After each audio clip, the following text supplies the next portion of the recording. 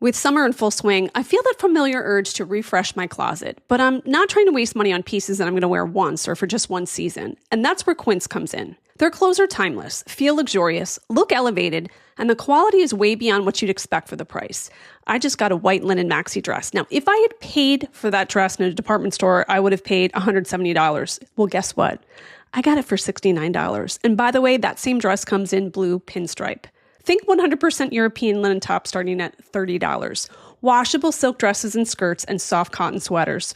Versatile warm weather pieces that you're going to reach for again and again. And the best part, everything with Quince is half the cost of similar brands. By working directly with top artisans and cutting out the middlemen, Quince gives you luxury without the markup. And Quince only works with factories that use safe, ethical, and responsible manufacturing practices and premium fabrics and finishes. So you've got to give your summer closet an upgrade with Quince. Go to quince.com/Kate Casey for free shipping on your order and 365-day returns. That's QUINCE.com/Kate Casey to get free shipping and 365-day returns. Quince.com/Kate Casey. Everyone knows that feeling, wanting to experience more stories, but struggling to find the time. That's where Audible changes everything. With over 1 million audiobooks and Audible originals, there's a story waiting to spark anyone's imagination. Take The Paris Apartment by Lucy Foley, the gripping psychological thriller that's keeping listeners on the edge of their seats. Imagine unraveling its mysteries during your morning commute, or losing yourself in its twists and turns while doing household chores. That's the magic of Audible. It transforms daily routines into opportunities for thrilling discoveries. The best part? Members get access to thousands of included titles, with new content added regularly. From bestsellers to hidden gems, every genre imaginable is at their fingertips. And with one easy-to-use app, switching between favorites or discovering new passions has never been simpler. There's more to imagine when you listen. Start a free 30-day Audible trial and get your first audiobook free at audible.com/Wondery. That's audible.com/Wondery. The amazing Kate Casey. Welcome back for another episode of Reality Life with Kate Casey. And I have a fantastic episode for you with an outstanding guest. You have to start watching, if you have not done so already, Quarterback on Netflix. If you love a great sports story, you're going to love this. If you love great personal storytelling, you will love this as well. This is an intimate behind-the-scenes documentary series that takes viewers deep into the lives of NFL quarterbacks.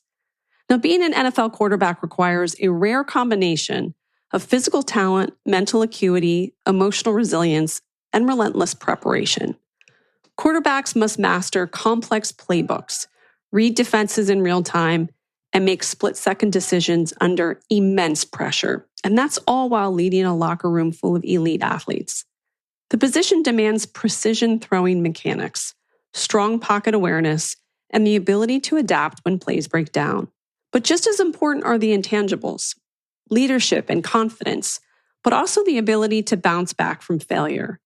And at that highest level, success often comes down to film study, situational awareness, and that relentless pursuit of those small competitive edges. It's less about arm strength alone and more about mastering the mental chess match, which is every Sunday game. Well, season 1 followed Patrick Mahomes, Kirk Cousins, and Marcus Mariota through the 2022 season, which offered a blend of on-field action and personal moments. Season 2 spotlights 3 quarterbacks navigating very different journeys 2 years later. So you have Joe Burrow from the Bengals. After recovering from a wrist injury, he led the league with 4,918 passing yards and 43 touchdowns, earning AP Comeback Player of the Year. Despite stellar production, the Bengals missed the playoffs, and the series shows both his talent and a frustrating team effort.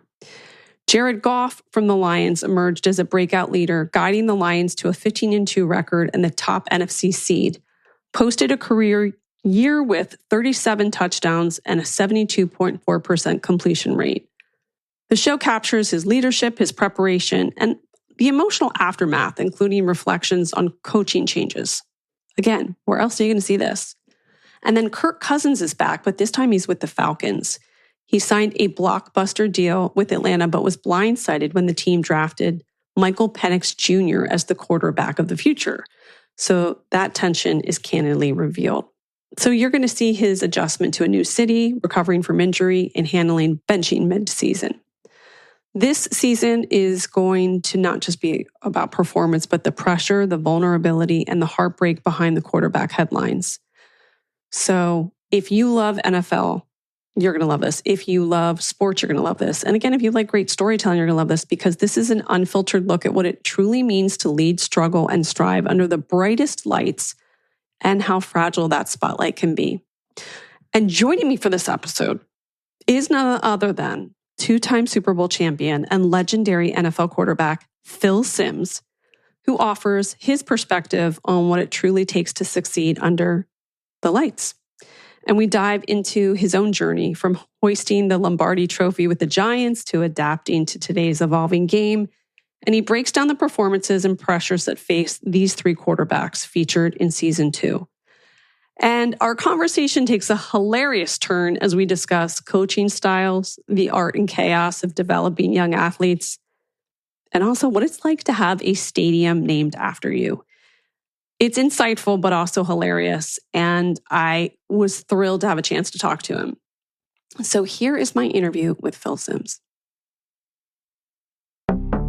Well, this is a real honor. I don't know how this worked out, but I have the great pleasure of talking to you, and I'm thrilled to see you. So welcome to the show. Wow, wonderful. The first person I've ever had that said they're actually thrilled to see me. So this is good. I like this, Kate. We're off to a good start.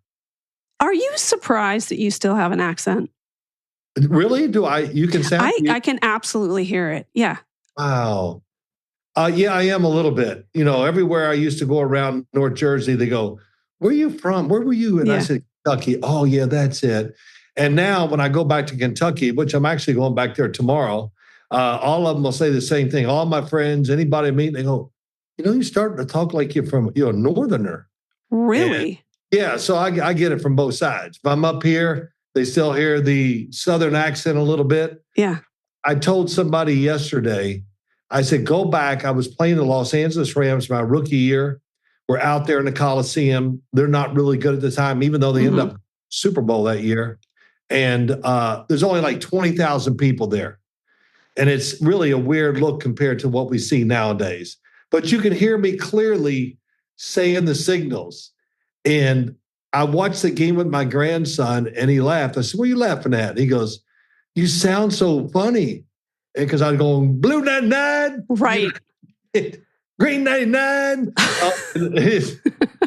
As I watched it, I couldn't stand it. I was like, oh my gosh. Everyone, no wonder they made fun of me in the first couple of years. So, oh well. I think no matter where you go or whatever, sooner or later you pick up the environment you in and you talk it and they make whatever. So I can't wait tomorrow to hear all my college friends and buddies who I rip on you.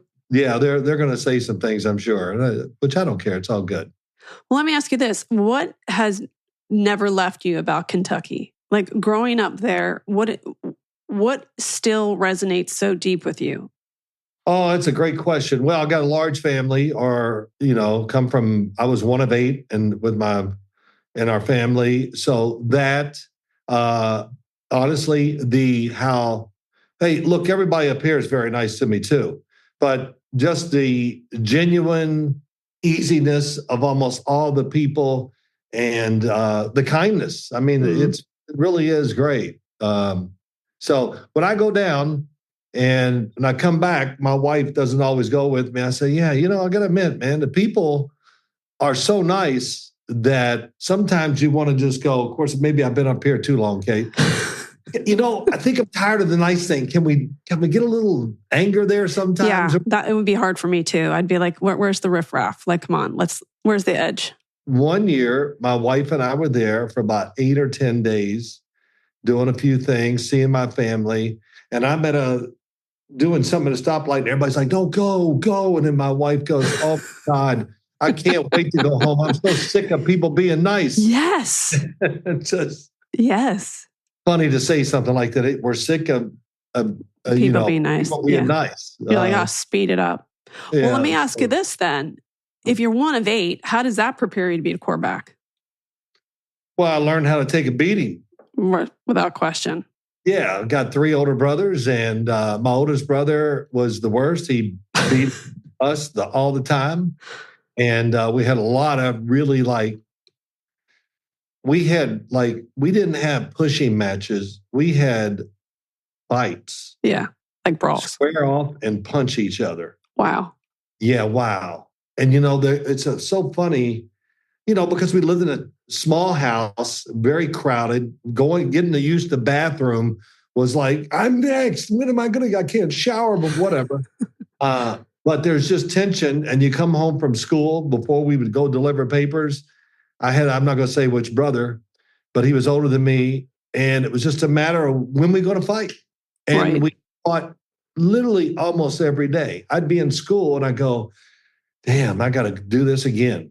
And then just one day it stopped and we were great friends. So, well, they talk often about how your competitive nature is even astounding for football players, that's pretty high caliber. Was that just the way you grew up? Like everything was a competition? Well, there was a lot of that. Yes. I think just, I don't know. Listen, I knew at a very, very young age, I can remember the day, I think I was 5 years old, and we were living on the farm at the time. And I ran into the house. We were playing football out in the front yard or whatever it was called then. It was like just an open field. And I said, man, I just want to play professional sports. That would be just awesome. And I love baseball and football. I started playing football in the 5th grade, never really thought about playing. But one of the kids on my team who was a good player, and I was a good pitcher and all that stuff, his dad was going to coach the team. And he goes, my dad wants you to come out and play football this year. And I said, well, I'm only coming out if I'm the quarterback. And he goes, well, that's what they want you to play. I said, okay, I'll show up, So, but the competitive thing, I think I just love playing so much and wanted it to be what it kind of turned out to be my life, a big part of it. That at least I think to degrees it worked for me. When you're looking at a quarterback and having played is obviously an enormous asset, what's the first thing that you look for in a quarterback that tells you, okay, they have it? Well, that's a question I hear and people talk about it all the time. First off, I don't have contact with most of any of the college or pro quarterbacks personally, but I always go, when you look, show me something physically. Can we show me 2 things that give him a chance to be great just from that aspect? And what does that mean? Size, mobility. Is he just dead-eye accurate with the football? Is he got a strong arm? Is he, when you watch it, does he have kind of an attitude, a toughness to it, all that stuff? But then that's just the start. Mm-hmm. Then I think what we never find out about quarterbacks or even players, do you like playing football or do you love it? And when I say love it, like you're willing to do anything to stay in it, to play, to start, to make it your profession. That is something we only can wait for and see it. And, I don't know if I'd ever say somebody doesn't have it, but there's a certain amount of passion and toughness and leadership and all the things that you can't measure until they really get in the locker room, get into games, and you get a chance to see them. And of course, all this, you can even have everything we talked about here, Kate. But if you have an offensive coordinator who's not very good, and then you're playing behind an average offensive line, the team basically is not very good, then you're going to be a bust. Right. And, so I think that's what's amazing about football and the quarterback position. You're really relying on so many other factors besides just yourself. And I think those factors are real. And, and we see it all the time. I just think, a couple years ago, Baker Mayfield and Sam Darnold were sitting on the bench with the Carolina Panthers. Mm-hmm. Who was the starting quarterback? Nobody can answer this question. Can you? It was P.J. Walker. Mm. P.J. Walker is he's starting and playing over 2 guys who were terrific last year. And everybody always kind of, they finally, no, the surrounding of it, Of course, failure had been part of their careers. And I think they just showed us the toughness and I don't like the word grit, but just don't be afraid of getting dirty and play hard. And that's what we do. And I think Todd Bowles summed up Baker Mayfield this way. Somebody said, could you explain Baker Mayfield to us? And he goes, yeah. If I told Baker to walk across the room and stick his face in that fan, he would. And I remember hearing it when I saw the quote, I just went, oh my God, that's exactly who he is. Yeah. And we see that when he plays. Now he can demonstrate who he really is because he has a support staff. Yeah. I think we saw in a different way, Sam Darnold, kind of blossom last year. Oh my God. And I know the last couple of games were so bad. And it's all about that last game. You got to win the Super Bowl before we say you're really, I get sick of that talk too, as you can hear. Yeah. Well, what strikes me so much about the quarterback position is you have to be so many different things. You're like a CEO, you're like a military leader almost, you're a therapist. You have to know every single player and what makes them tick. And then you've got all the noise in the stadium, you've got reporters, all of those factors. It's such a strange job. I guess the only thing I could compare it to is if like a colonel in the Marines or something. Do you look at it the same way? I think it's a great explanation of it. There's many things there.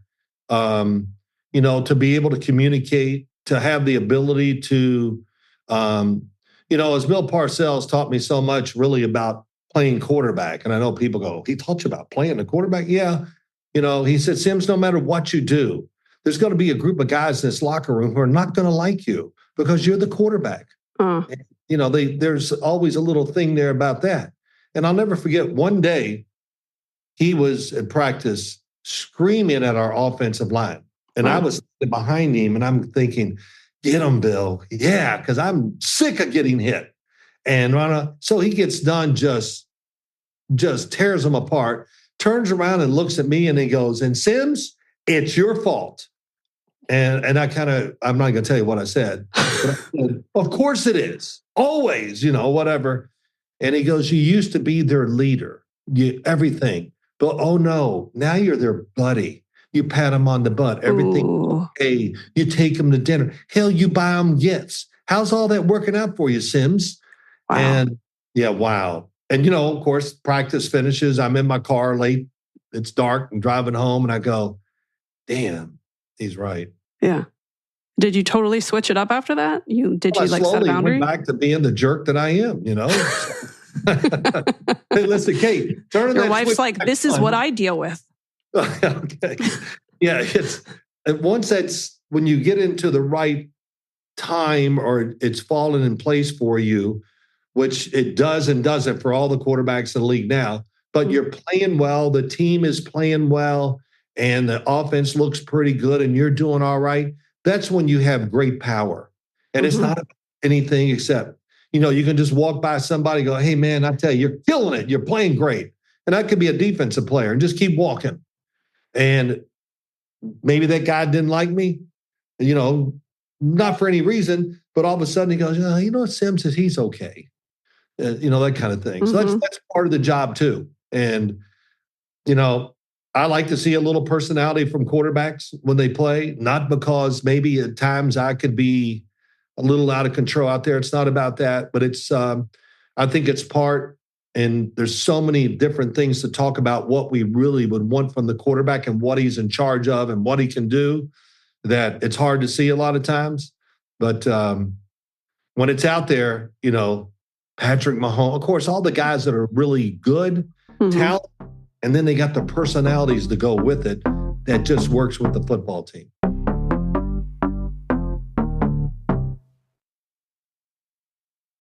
This show is sponsored by Liquid IV. No matter how hot your summer gets, Liquid IV can help keep you hydrated for the adventures ahead.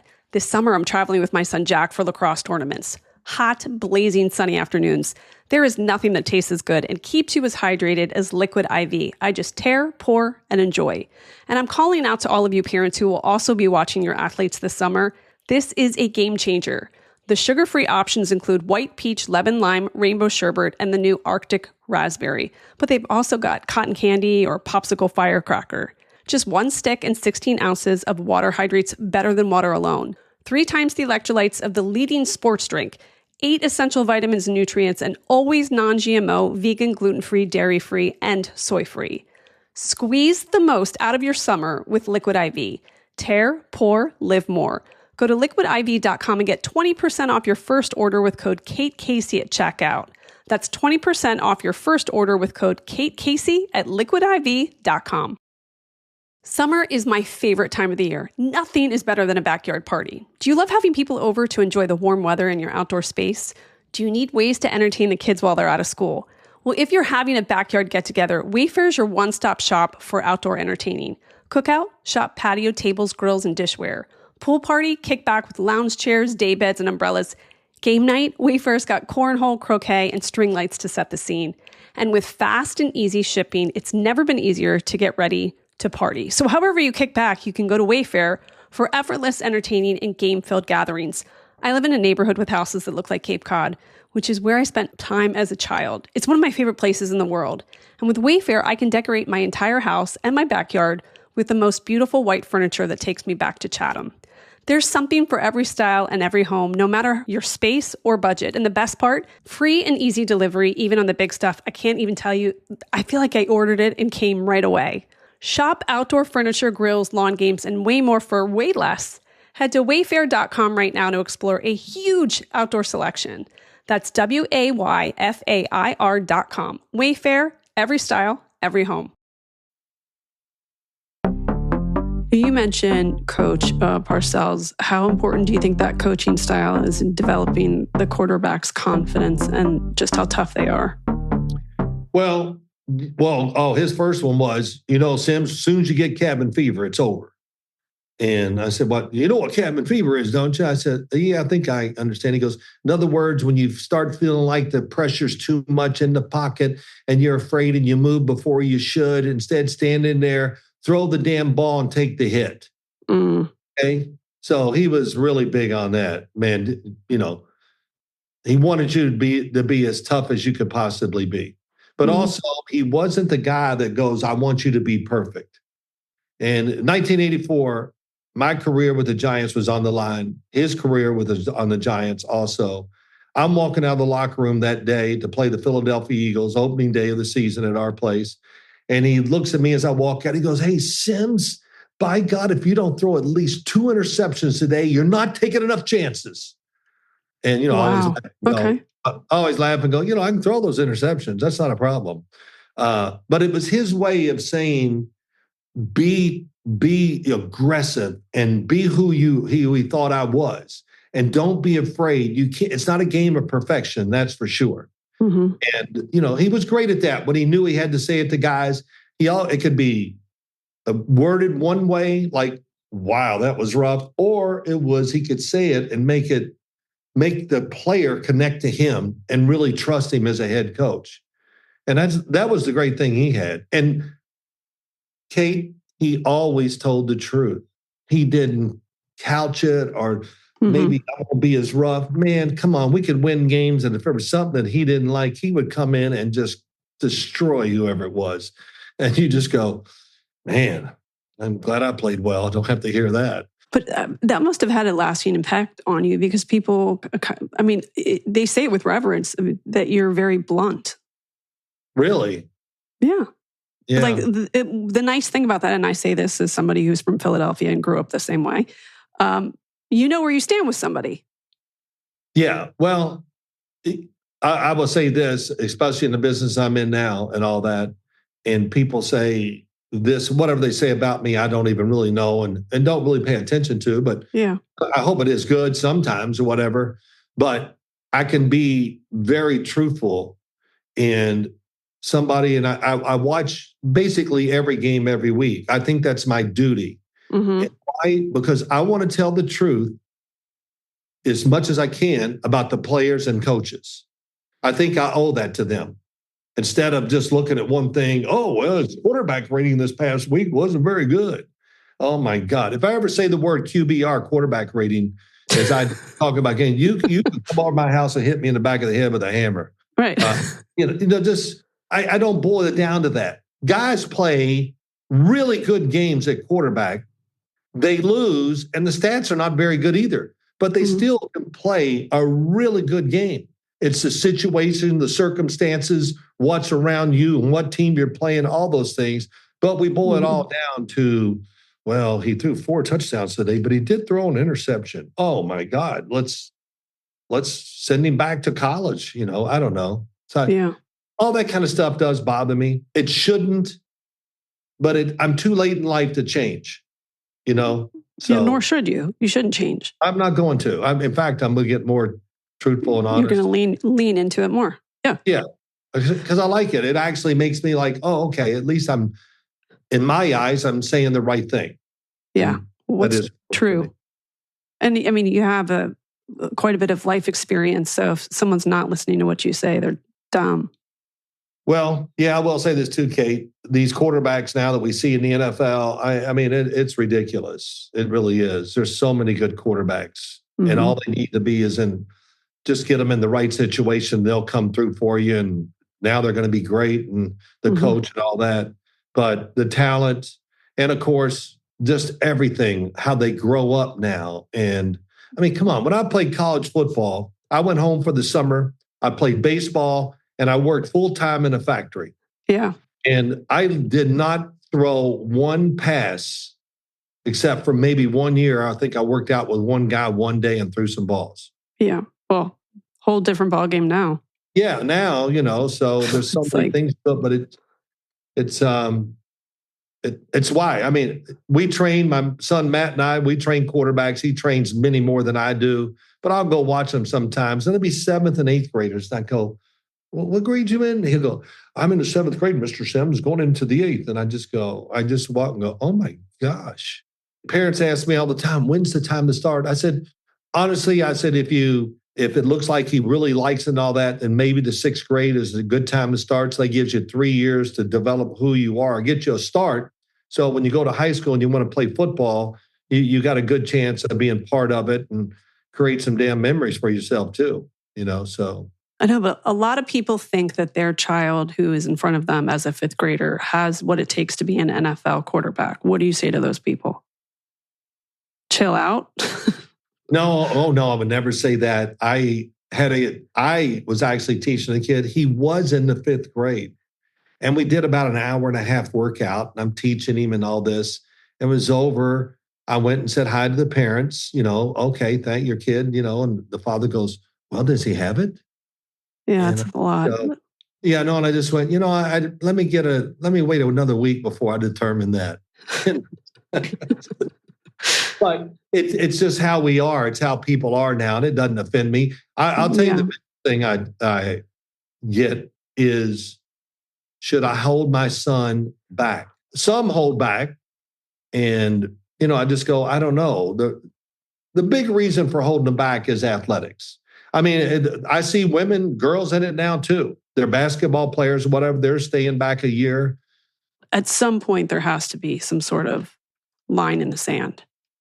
Well, yeah, you can only age, you still have to make the age requirements too. Yeah. And so you can't just keep holding back and wait. I don't know what the age is here. You got to turn 18 or you can't turn 19 before September or something like that to play. I'm not sure what. Oh, that's good. But there definitely is California parameters where you can't just stay back all the time. Yeah, like a 23-year-old with the wife and kids in the car in the parking lot waiting for him to finish playing. I got to admit, I haven't seen if I ever see any quarterbacks that are still in grade school and they need to shave. Okay, you don't need to hold back from the physical part of it. You'll be okay. So. Well, back to that question of all of these quarterbacks now have biomechanics to mental conditioning coaches. Do you think all of it is necessary? Do you think it's actually helping them become better quarterbacks? Well, who are we talking about? Young kids or the college and pro guys or what? More like college and pro. I mean, even in quarterback, like the first season, you see them doing all these different kinds of training, and they've got therapists and they've got all of this entire team that kind of goes along with them. And then what you're saying to me about the beginning of your career, the first few seasons of the NFL, it sounds totally different. Yeah. Oh, what I was talking about was when I was in college, when the season, or when I was home for the summer, I worked whatever. Yeah. But yeah, now I think it's what's happened to what you're talking about is it's just gotten to a level that quarterbacks, most everybody, not most, but a big number of people, they're going to do whatever they can, even if they think it's going to make them 1% better, then they're all in. Right. Because they're trying to do all that now. Mm-hmm. Would I want to have somebody, what'd you say, a therapist? Oh my gosh, no. Yeah. I don't want to hear him. I don't want to talk to him. That's why I got a therapist who's in bed with me. Okay. And probably the best person for the job. She knows you better than anybody else. Damn. She goes, it's okay. You're going to be fine. And don't worry. You're playing great. Mm-hmm. Really? Are you watching me? But yeah, that part is great. I think also too, when we talk about players and quarterbacks, having great support from your family, your wife or whoever it is and all that, that's always a big thing too, because for whatever time it is, it can take your thoughts off of certain things just to make you relax. And when you get in that certain frame where you just feel good about yourself and you're not worried I'm going to play well, you just let me play. It'll be good. And those are really great times. They really are. And they go and come. There's periods where you just go, man, we're rolling, and man, I just can't be any happier. And then when it turns, it goes the other way. Sometimes it's hard to get out of it. I'm sure. They always say he's pressing. Well, that's a real thing. Dang, pressing. Yeah, I pressed many times, mm-hmm. and it almost always turned into one thing: a damn interception or a fumble because I held the ball too long or something. Mm-hmm. So having confidence and being in the good environment and all that, it's so much about playing quarterback now more than ever before. So on a quarterback, we're following these three quarterbacks. And again, we're going to get access to, or we do get access to their training, their lives, their relationships, moments with their coaches. Do you think this is a good thing for a quarterback to sign up to do? Because obviously it is great for their brand reputation. But the toll that it would take, because you're adding another element to their life, the pressures, the conversations with their coaches, like you now have someone following you. Can you kind of put yourself in that place? Is that something you would have ever done? Do you think this is helpful? I would never have done it. Yeah. Our team would never allowed it. Bill Parcells, oh my gosh. Oh, it's all about you, huh, Simms? All about you. It's all, he would be so sarcastic and mean and whatever. And of course, I wouldn't do it. I couldn't do it when I was playing or whatever. No, there was just so much. And I just never wanted to have anything else come into my life because mm-hmm. this football thing's a lot. It's a lot. And, but this day and age, they're not me. They're not Dan Marino, in other words. I know he's great, but would he want a camera following him and doing this? But they're so wired for that stuff, it doesn't bother them. Mm-hmm. I can't wait to watch Joe Burrow. He just can handle anything. To be outspoken for his teammates, and they must love him, not only by his play, but how he picks up for him and the words he says and how he leads. I mean, man, it's great. And then, Kirk Cousins, I saw him already do it once, and he's a really unique individual. I admire him. Felt bad for him last year. I know he hurt his arm or what, and he played and he was trying to be tough, but that I don't care how tough you are. Sometimes I did it too once, and it was a big mistake, and I played terrible. And people don't care if you're hurt. If you're going to play, we don't want to hear about it. So I can't think of the third. Oh, Jared Goff. Yeah. Jared Goff. Oh, man. I mean, come on. I said a lot of not great things about him early in his career. And even when he went to Detroit, I was like, yeah. And then now look at him. Damn, I mean, he is really good. I know they got a good team and all that stuff, but I can see physically, mentally, everything about him has changed. Mm-hmm. He believes in himself, and it shows when he plays. And the damn team, they don't like him. They love him. They love him. Yeah. Because he's the quarterback and playing really well, but he's not the focal point of the team. Mm-hmm. Does that make sense? Sure. So that just makes him better with his teammates, that he's not standing up there giving a press conference every day and talking about whatever. So I kind of like that part about him too a lot.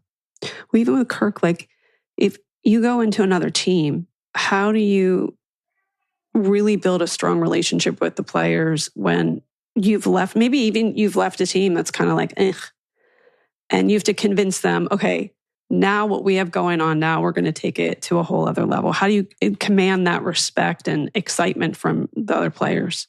Well, when you go from team to team, the first and foremost, the biggest thing is when we go on the practice field, is he the man? Yeah. They want to see like the physical part first is, can you do what we really want from the quarterback? And how does it look? And, and of course, I'm going to tell you, these defensive players, they're judging the quarterback just as much as the fans and the media do. Yeah. They want to see the quarterback, and the offensive guys, they're going to get in. If the quarterback comes in and he's really practicing great, I mean, it's just going to energize the whole offense, the head coach, the coordinator, and the players. I mean, man, it's wow, it's a lot of stuff. But these guys we're talking about, it doesn't. They've already conquered so many of that just being themselves. It's going to be plenty good enough for the whatever you want to call it, the feature that they're running, but it's going to be good enough for their football teams too. I feel pretty confident in saying that. Now, Kirk Cousins, he's in a really tough situation. I think he's handled it really well. I don't know why I thought he might just like, nope, I got to get out of here and you guys, whatever. But he's really handled it well, and I admire that. And listen, I do think he'll be a really good sounding board for the young quarterback. Probably.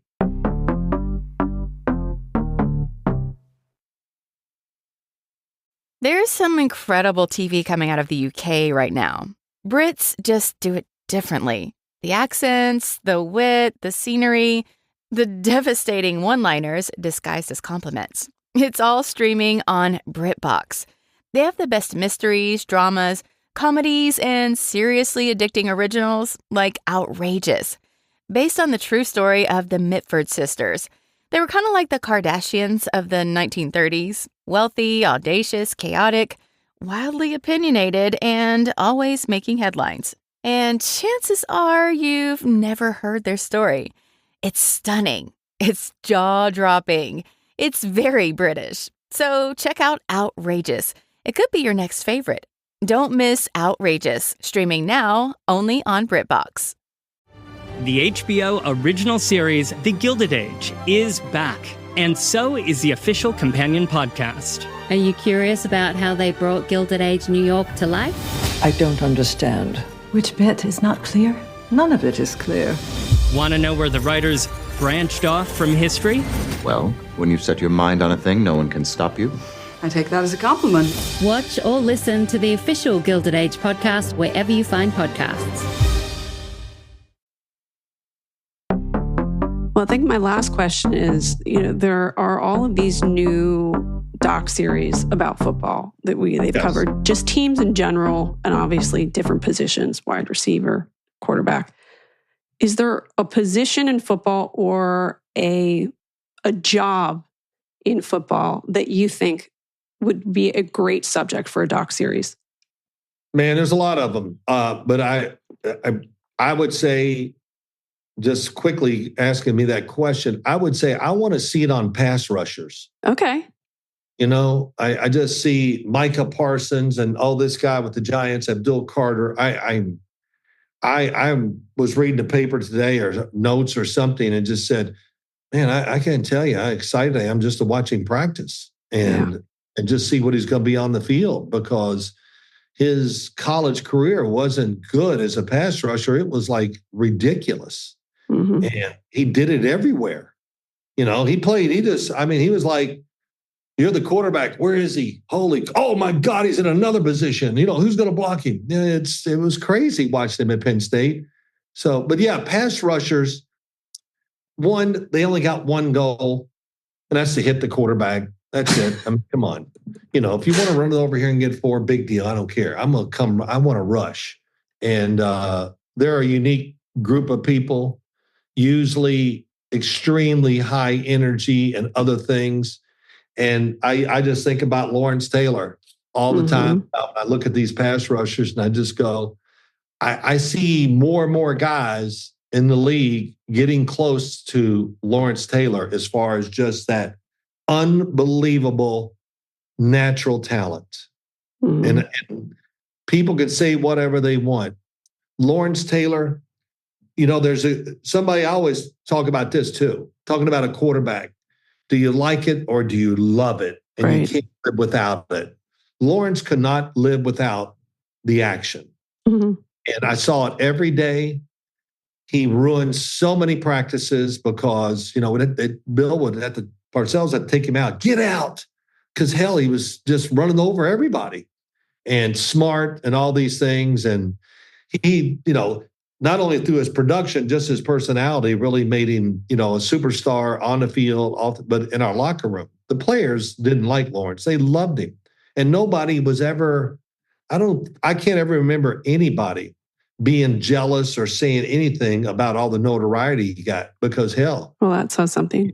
He deserved it, so. And Lawrence, how are we going to do today? Are you going to, he goes, don't you worry, SIMMS. Hell, I threw an interception once, Kate. I threw an interception, walk off the field. I'm a little dejected. He comes in and grabs me and hugs me halfway out. And he goes, hey, listen, don't even worry about it. We're going to get it back for you in better field position anyway. And so, yeah, I know. So what's really funny, they did. Wow. So he's come walking off the field. I said, man, he goes, what'd I tell you? So he was a great teammate. And it was really great to me. He kind of helped me. I think he believed in me, and it just so that kind of permeated and probably helped me out in the locker room and even on the field. I love that. Well, yeah, I want to congratulate you because Morehead State is naming their football stadium Phil Simms Stadium this October. That must feel quite emotional. Well, it really is unreal. And it's, at times I'm very honored by it. But I feel bad too. Why? Well, I feel bad because, when I was down there, we just never won. And, I didn't even get close to ever having a winning record or anything. So, it honestly, it bothers me to this day. I'm going down to Morehead, Kentucky tomorrow. Yeah. And I'm going to see some of my college teammates and we hang out. And sooner or later, it's going to come around to, damn, why couldn't we win more games? And I know, but again, did you love the game? Did you love your teammates? Well, yes, I did. You just said that was what stood out to you about Lawrence. That's something that I think you should feel most proud of. Well, look, there's not a sizable, but a good group of guys that we have kept in contact. That's nice. All these years. And they'll all be there. They're going to be there tomorrow. When I'm wait, I know what you do. What? If they start saying that stuff, you can make promises to them. I don't know if you can do this, but you might be able to. Like, there's a section of the seats that are named after you. We've got a bathroom named after you. The hot dog stands named after you. You name all these different parts of the stadium of teammates. I like that thought. Yeah. Yes. I'll bring it up in one way or another. We're having dinner one night. We'll talk about that. And is there like a teammate that hooked up with your girlfriend or something? Then that's the bathroom is named after them. I never had one of those. So okay. Good. That's pretty good. Or you could have them all vote and be like, okay, who do you think should be named after the bathroom? Oh my God. That might be funny too. Yeah, it might be. It'll probably be some coaches that they had. Yeah. They were up there, who knows or what. But yeah, it will be great. But, it does. And, I think you talk to a lot of players and people, and I'm so happy I was part of 2 Super Bowl winning teams. But I swear to you, I probably put more time into being not angry, upset, but it comes in my mind and I go, oh my gosh, we were a Super Bowl team probably 3 years when I was there and we didn't get it done.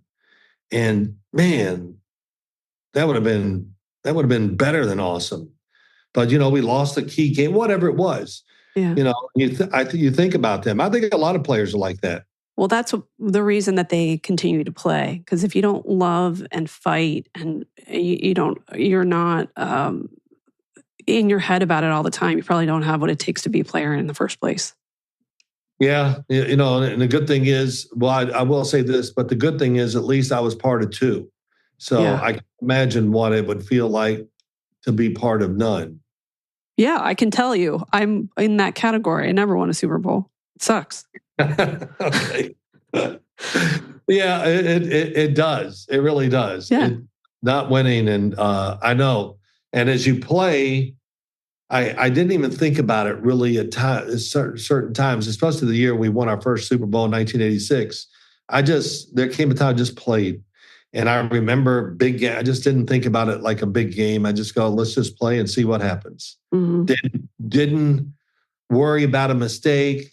Didn't worry about anything. Just play the play. Mm-hmm. And, we all athletes have games and some have seasons like that. But when I had that mindset, it's amazing. I always played well because nothing could bother me. And it's true what some say. I didn't hear the fans. Right. I'm going to tell you what, that's a big thing in Giant Stadium back then because we were really to the fans. And I would say some of those men, they were the most creative cursors I've ever been around in my life. SIMMS, you, rah, rah, rah, rah. And it just, wow, that was really clever. What did you think of Ron Jaworski? What did I think of him? Yeah. Well, I played against him many times. I thought Ron was a good, talented guy.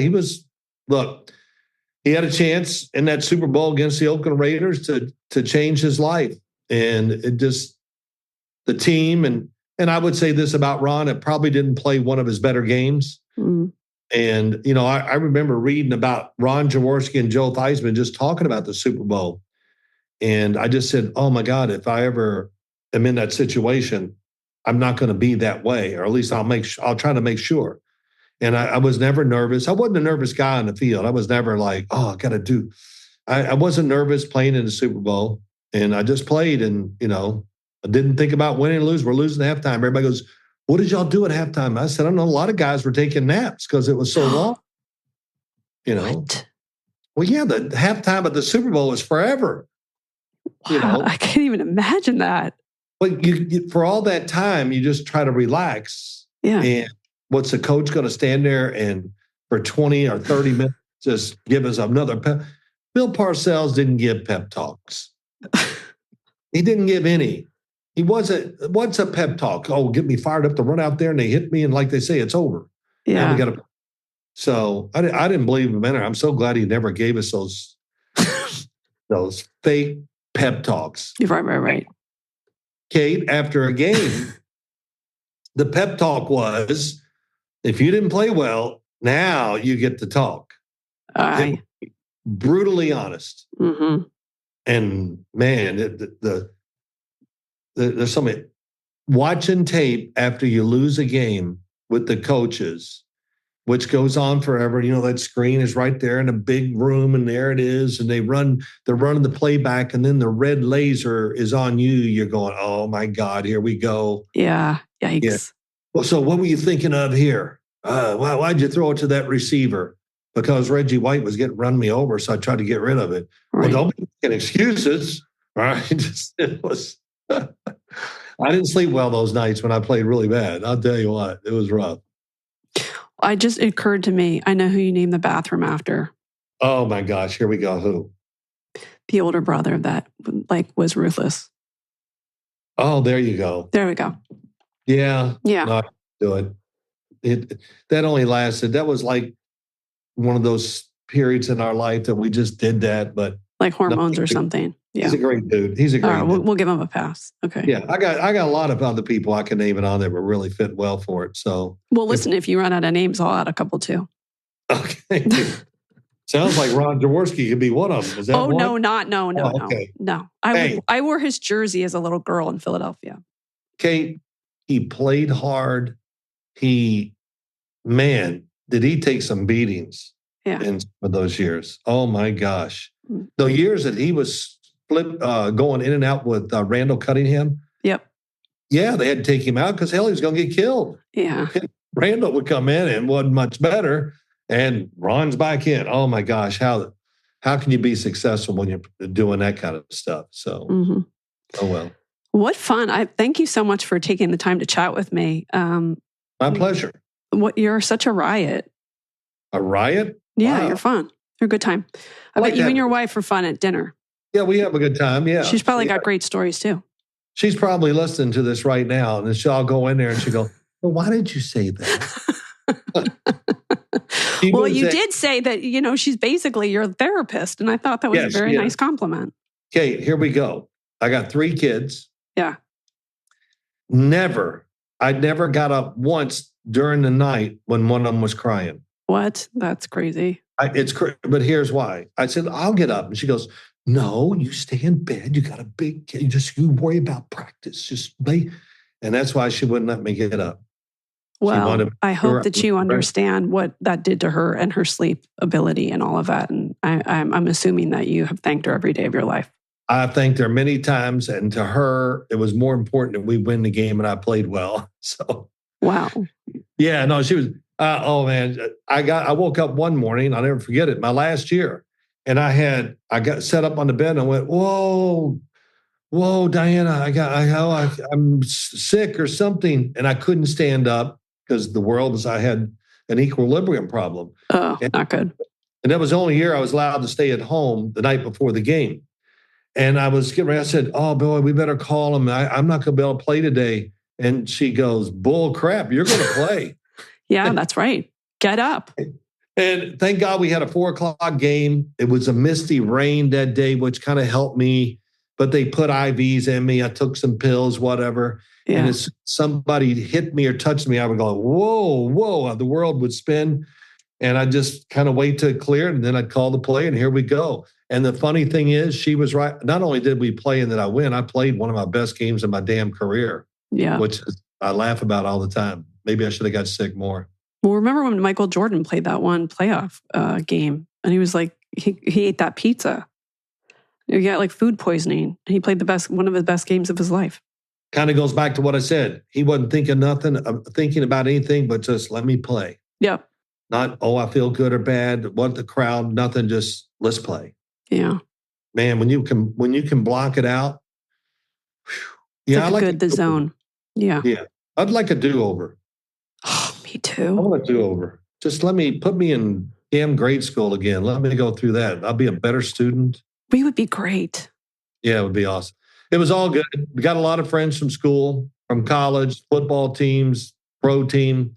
Still talk to a lot of my teammates, which is awesome. That's nice. So, and we can smile. Yeah. We can smile because we won. And that's... Are they going to put a statue in front of the stadium too? Oh, down at Moorhead? No, not that I know of. They didn't tell me that. No. Okay, but like if they do a statue, what do you want? Do you want to be like, throwing the ball? Do you want to be skipping? Like, what do you want? No, I want to be throwing the ball. Okay. Okay. Right, I don't want somebody else in it that's hitting me or any of that stuff. No. Just give me one. We don't need a statue. The naming of the stadium is great enough. And it's been so many years. That's awesome too. I still do have people that are working in the school or surrounding or whatever on these committees that I'm going to see. And I go, oh my gosh, I haven't seen that person since I graduated. Wow. That's what, 21, it's 46 years ago. So that says a lot about that school that people stayed so long. Yeah. It's a nice little community. The town's beautiful. The football field, the setting, it doesn't get better. There's hills right up around, all around it. It's a great setting would be even greater if you could play more games and win.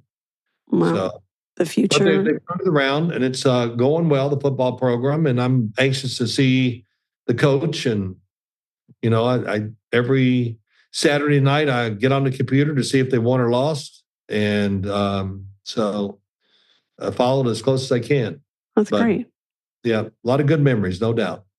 Well, tell everybody where they can listen to your podcast and where they can follow you. Well, I do it with my young son, Matt. SIMMS Complete is the podcast. It's on the Bleav network. And, we have a good time doing it. My young son, Matt, he's kind of like his brother. They got a memory about games and plays that I'm just go, wow. Mm-hmm. My mind is, I got too much in there now. It's washed out. But we have a good time doing it. We really, I think, have a lot of good topics we cover that nobody else covers. And we're very honest and blunt. And I really can't wait to do it. That's why I can't wait for the season, because in the offseason, I can just kind of have so many thoughts, and I've studied and watched guys and who moved and all those things. And it's just great. It's going to be fun to talk about. That's for sure. Well, I can't thank you enough for your time. I appreciate it. Kate, my pleasure. It's all good. Glad to be on here. Okay, you're an Eagle fan. Enjoy. Okay. I am. Sorry. Hey, when you're on top, enjoy it. The amazing Kate Casey. I want to thank my great guest, Phil Simms, and remind you to make sure that you click subscribe so you get this podcast in your queue, and also to write a 5-star review. Most appreciated. Also, check out the Facebook group, Reality Life with Kate Casey. You can check out bonus episodes by going to Apple Podcast or to Patreon, and follow me on social media.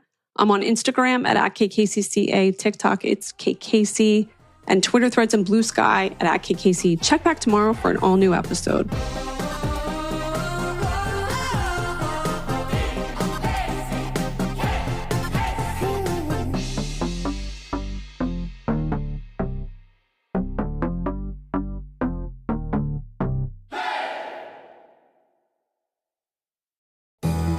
Every big moment starts with a big dream.